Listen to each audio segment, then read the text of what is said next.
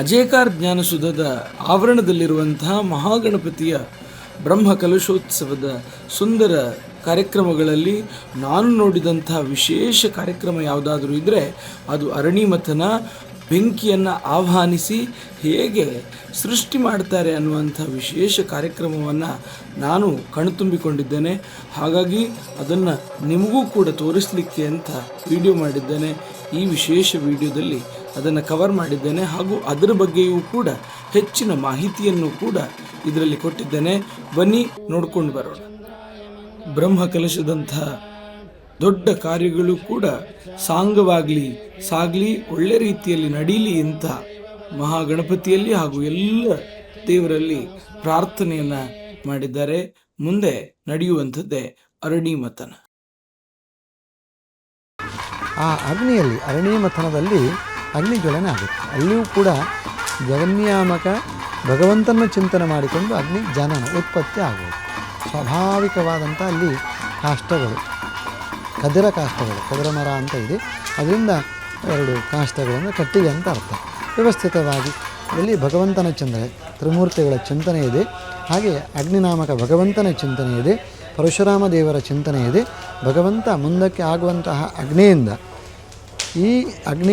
ಈ ಅಗ್ನಿ ಪವಿತ್ರವಾದಂಥ ಅಗ್ನಿಯು ನಾವು ಕೊಡುವಂಥ ಆಹಾರವನ್ನು ಭಗವಂತನಿಗೆ ತಲುಪಿಸಲಿ ಅನ್ನುವಂಥ ಭಾವನೆಯಿಂದ ಅಗ್ನಿದೇವರನ್ನು ಪ್ರಾರ್ಥಿಸಿಕೊಂಡು ಮಥನ ಮಾಡುವಂಥದ್ದು, ವಿಲೋಢನೆ ಮಾಡುವಂಥದ್ದು, ಘರ್ಷಿಸುವಂಥದ್ದು. ಆಗ ಅಗ್ನಿ ಉತ್ಪತ್ತಿ ಆಗುತ್ತೆ.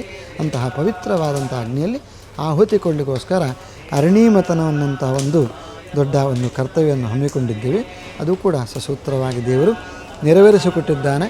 2 ಸರಿ ಮಥನ ಮಾಡಿದಾಗ ಆಗ ಅಗ್ನಿ ಪ್ರಜ್ವಲನೆ ಆಯಿತು. ಅದನ್ನು ನೀವು ನೋಡ್ಬೋದು.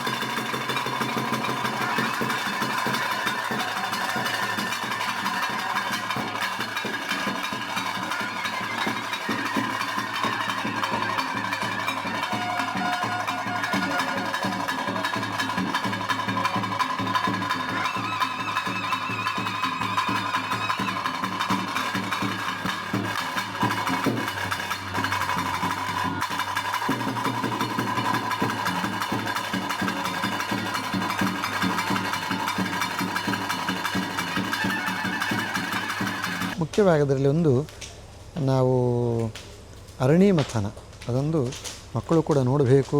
ಮತ್ತು ಅಗ್ನಿ ಜನನ ಹೇಗೆ ಆಗುತ್ತೆ ಪ್ರಕೃತಿಯಲ್ಲಿ, ಅದರಲ್ಲಿ ಕಲ್ಪನೆ ಮಾಡುವಂಥ ವಿಚಾರಗಳು ಬಹಳ ವಿಸ್ತಾರವಿದೆ. ನಾವು ದೇವರಿಗೆ ಆಹುತಿ ಕೊಡಬೇಕಾದ್ರೆ ಅಗ್ನಿಯೇ ನಮಗೆ ಪ್ರಧಾನವಾದಂಥ ಒಂದು ಮಾಧ್ಯಮ. ಅಗ್ನಿರವೇ ದೇವಾನಾಂ ಅಮಃ ವಿಷ್ಣು ಪರಮಃ ಅಂತ ಕಕ್ಷೆಯ ಚಿಂತನೆ ಮಾಡಬೇಕಾದ್ರೆ ಪರಮಾತ್ಮ ಉತ್ತಮ ಕಕ್ಷೆಯಲ್ಲಿದ್ದಾನೆ. ಅವನ ಬಿಟ್ಟು ಕಕ್ಷೆ ಇಲ್ಲ, ಅವನೇ ಉತ್ತಮ, ಸರ್ವೋತ್ತಮ ಅಂತ ಕರೀತಾರೆ. ಕೊನೆಯ ಕಕ್ಷೆಯಲ್ಲಿ ಬರುವಂಥದ್ದು ಅಗ್ನಿ, ಕೊನೆಯ ಕಕ್ಷೆಯಲ್ಲಿ ಬರುವುದು. ಅವರ ಕಾರ್ಯ ಏನು ಅಗ್ನಿದೇವರದು ಅಂತ ಹೇಳಿದ್ರೆ, ಒಬ್ಬ ಅಂಚೆ ಬಟವಾಡಿ ಮಾಡುವಂಥ ವ್ಯಕ್ತಿಯನ್ನು ಮಾಡ್ತಾನೆ. ಪೋಸ್ಟ್ ಮಾಸ್ಟರ್ ಶೀಲ ಹಾಕಿಕೊಡ್ತಾರೆ, ವಿಳಾಸ ಇರ್ತದೆ, ಆ ವಿಳಾಸಕ್ಕೆ ತಲುಪಿಸುವಂಥ ಜವಾಬ್ದಾರಿ ಅಂಚೆ, ಪೋಸ್ಟ್ ಮ್ಯಾನ್ ಅಂತ ಶಬ್ದ ಹೇಳ್ತಾರೆ. ಅಂಚೆ ಬಟವಾಡಿ ಮಾಡುವವರು. ಹಾಗೆ ಶಾಸ್ತ್ರದಲ್ಲಿ ಅಂತಹ ಒಂದು ಕೆಲಸವನ್ನು ಮಾಡುವವರು ಯಾರು? ಅಗ್ನಿದೇವರು. ನಾವು ಯಾವೇ ದೇವರಿಗೆ ನೇರವಾಗಿ ಆಹುತಿ ಕೊಡಲಿಕ್ಕೆ ಆಗೋದಿಲ್ಲ.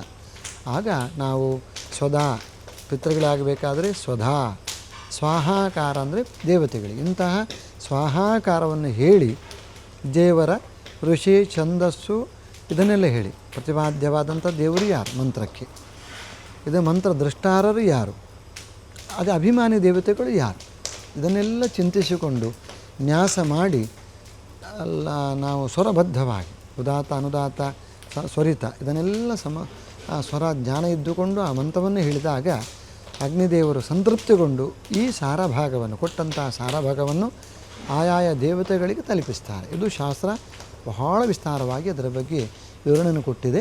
ಲೌಕಿಕ ಪ್ರಪಂಚದಲ್ಲಿ ಹೇಗೆ ಇಲ್ಲಿ ಕೊಟ್ಟಂಥ ಆಹುತಿ ಅಲ್ಲಿ ಹೇಗೆ ಹೋಗ್ತದೆ ಅನ್ನೋದು ಪ್ರಶ್ನೆ ಬರ್ತದೆ. ಒಂದು ಹಟ್ಟಿಯಲ್ಲಿ ಅನೇಕ ದನಗಳು ಇರ್ತವೆ, ಕರು ಏಕಕಾಲದಲ್ಲಿ ಹಾಕ್ತದೆ. ಆ ಸಂದರ್ಭದಲ್ಲಿ ಒಂದು ಕರು ತನ್ನ ತಾಯಿಯನ್ನು ಹುಡುಕಿ ಹೋಗ್ತದೆ. ತನ್ನ ತಾಯಿ ಎಲ್ಲಿದ್ದಾಳೆ ಅಲ್ಲಿಗೇ ಹೋಗ್ತದೆ ಹೊರತು ಬೇರೆ ಎಲ್ಲಿ ಹೋಗೋದಿಲ್ಲ. ತುಂಬ ಮಂದಿ ತಾಯಂದಿರ್ತಾರೆ. ಒಂದು ಮಗು ತಪ್ಪಿಸಿಕೊಂಡು ಹೋಗ್ತದೆ, ಮಗು ಅಳ್ಳಿಕ್ಕೆ ಶುರು ಮಾಡ್ತದೆ. ಆಗ ನಾವು ಇವಳೆ ತಾಯಿ ಅಂತ ಇಲ್ಲ, ಆ ಮಗುವಿಗೆ ತಾಯಿ ಗುರ್ತಾ ಇದೆ, ಅವಳನ್ನೇ ಅರಸಿಕೊಂಡು ಹೋಗ್ತದೆ. ಅಲ್ಲಿವರೆಗೆ ಕೂಗ್ತಾ ಇರ್ತದೆ. ಎಷ್ಟೇ ನೀವು ಸಮಾಧಾನಪಡಿಸಿ ಎಷ್ಟೇ ಆಟಿಕೆಗಳನ್ನು ಕೊಟ್ಟರೂ ಇಲ್ಲ, ಸಂತೃಪ್ತಿ ಯಾವಾಗೋದು ತನ್ನ ತಾಯಿ ಸಿಕ್ಕ. ತುಂಬ ಮಂದಿ ತಾಯಿಯಂದಿರಿದ್ದಾರೆ, ಆದರೆ ತನ್ನ ತಾಯಿ ಸಿಕ್ಕಾಗ ಮಾತ್ರ ಸಂತೋಷ ಆಗ್ತದೆ.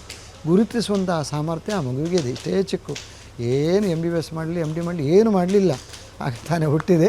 ಅಷ್ಟು ಸ್ಪರ್ಶಜ್ಞಾನ, ಅಷ್ಟು ಪೂರ್ವಾರ್ಜಿತವಾದಂತಹ ಅನ್ಯೋನ್ಯ ಸಂಬಂಧವನ್ನು ಭಗವಂತ ಕರುಣಿಸಿದ್ದಾನೆ. ಅದರಿಂದ ಹೇಗೆ ಹುಡುಕಿಕೊಂಡು ಹೋಗುತ್ತೋ ಹಾಗೆ ಅಗ್ನಿದೇವರಿಗೆ ಆಹುತಿ ಕೊಟ್ಟಾಗ ಸಾರ ಭಾಗವನ್ನು ಆಯಾ ದೇವತೆಗಳಿಗೆ ತಲುಪಿಸುವಂಥ ಜವಾಬ್ದಾರಿ ಭಗವಂತ ಕೊಟ್ಟಿದ್ದಾನೆ. ಅಷ್ಟು ಮಹತ್ವ ಅಗ್ನಿಗೆ. ಆ ಅಗ್ನಿಯಲ್ಲಿ ಅರಣ್ಯಮಥನದಲ್ಲಿ ಅಗ್ನಿ ಜ್ವಲನೆ ಆಗುತ್ತೆ. ಅಲ್ಲಿಯೂ ಕೂಡ ಜಗನ್ಯಾಮಕ ಭಗವಂತನ ಚಿಂತನೆ ಮಾಡಿಕೊಂಡು ಅಗ್ನಿ ಜನನ ಉತ್ಪತ್ತಿ ಆಗ್ಬೋದು. ಸ್ವಾಭಾವಿಕವಾದಂಥ ಅಲ್ಲಿ ಕಾಷ್ಟಗಳು, ಕದಿರ ಕಾಷ್ಟಗಳು, ಕದಿರ ಮರ ಅಂತ ಇದೆ, ಅದರಿಂದ 2 ಕಾಷ್ಟಗಳು ಅಂದರೆ ಕಟ್ಟಿಗೆ ಅಂತ ಅರ್ಥ. ವ್ಯವಸ್ಥಿತವಾಗಿ ಅದರಲ್ಲಿ ಭಗವಂತನ ಚಿಂತನೆ, ತ್ರಿಮೂರ್ತಿಗಳ ಚಿಂತನೆ ಇದೆ. ಹಾಗೆ ಅಗ್ನಿನಾಮಕ ಭಗವಂತನ ಚಿಂತನೆ ಇದೆ, ಪರಶುರಾಮ ದೇವರ ಚಿಂತನೆ ಇದೆ. ಭಗವಂತ ಮುಂದಕ್ಕೆ ಆಗುವಂತಹ ಅಗ್ನಿಯಿಂದ ಈ ಅಗ್ನಿ ಪವಿತ್ರವಾದಂಥ ಅಗ್ನಿಯು ನಾವು ಕೊಡುವಂಥ ಆಹಾರವನ್ನು ಭಗವಂತನಿಗೆ ತಲುಪಿಸಲಿ ಅನ್ನುವಂಥ ಭಾವನೆಯಿಂದ ಅಗ್ನಿದೇವರನ್ನು ಪ್ರಾರ್ಥಿಸಿಕೊಂಡು ಮಥನ ಮಾಡುವಂಥದ್ದು, ವಿಲೋಢನೆ ಮಾಡುವಂಥದ್ದು, ಘರ್ಷಿಸುವಂಥದ್ದು. ಆಗ ಅಗ್ನಿ ಉತ್ಪತ್ತಿ ಆಗುತ್ತೆ. ಅಂತಹ ಪವಿತ್ರವಾದಂಥ ಅಗ್ನಿಯಲ್ಲಿ ಆಹುತಿ ಕೊಡಲಿಕ್ಕೋಸ್ಕರ ಅರಣ್ಯಮಥನ ಅನ್ನುವಂಥ ಒಂದು ದೊಡ್ಡ ಒಂದು ಕರ್ತವ್ಯವನ್ನು ಹಮ್ಮಿಕೊಂಡಿದ್ದೇವೆ. ಅದು ಕೂಡ ಸಸೂತ್ರವಾಗಿ ದೇವರು ನೆರವೇರಿಸಿಕೊಟ್ಟಿದ್ದಾನೆ. 2 ಸರಿ ಮಥನ ಮಾಡಿದಾಗ ಆಗ ಅಗ್ನಿ ಪ್ರಜ್ವಲನೆ ಆಯಿತು.